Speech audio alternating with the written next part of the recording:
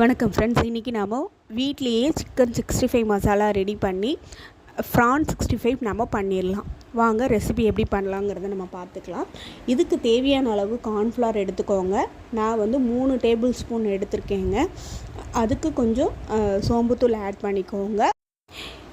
இதுக்கு தேவையான அளவு வாசனைக்காக கரம் மசாலா, மிளகாய்த்தூள், கொஞ்சோண்டு பாண்டிங்காக, அதாவது ஒட்டுறதுக்காக ஒரு சின்ன ஸ்பூன் கடலை மாவு சேர்த்துக்கோங்க. கடலை மாவு நீங்கள் அதிகம் சேர்த்துட்டிங்கன்னா அது போண்டா பஜ்ஜி மாதிரி ஆகிடும். அதனால் சும்மா அது ஒட்டுறதுக்காக நீங்கள் கடலை மாவு கொஞ்சோண்டு ஆட் பண்ணிக்கோங்க.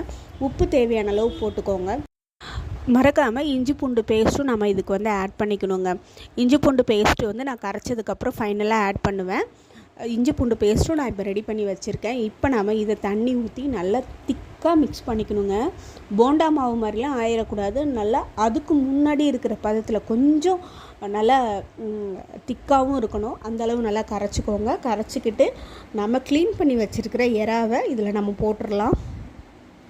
போட்டுட்டு நம்ம நல்லா மிக்ஸ் பண்ணிக்க வேண்டியதாங்க. சிக்கன் 65 மசாலா நீங்கள் வீட்லேயே ரெடி பண்ணும்போது அதில் கலப்படம் எதுவும் இல்லாமல் நம்ம கண்ணெதிரிலேயே நம்ம ஃபேமிலிக்கு செஞ்சு கொடுத்த ஒரு திருப்தி இருக்கும்.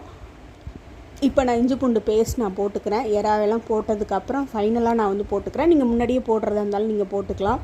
இப்போ பேனை ஹீட் பண்ணி எறாவை ஒன்றா போட்டு பொரிச்சு எடுங்க. அதாவது ஒரு பீஸாக நீங்கள் எண்ணெயில் போடணும். அப்படி போட்டால் தான் தனித்தனியாக கிடைக்கும். இல்லாட்டினா ஒன்றோட ஒன்று நம்ம ஒட்டிக்கும். கார்ன்ஃப்ளவர் வேறு போட்டிருக்கோம், அதனால் ஒட்டிக்கும். தனித்தனியாக பொடிச்சு எடுத்திங்கன்னா பீசஸ் தனித்தனியாக கிடைக்கும். இப்போ சிக்கன் 65 ரெடி ஆகிடுச்சு.